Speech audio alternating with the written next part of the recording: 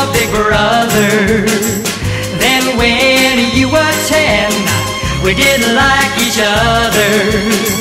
When you were 13, you were a funny valentine.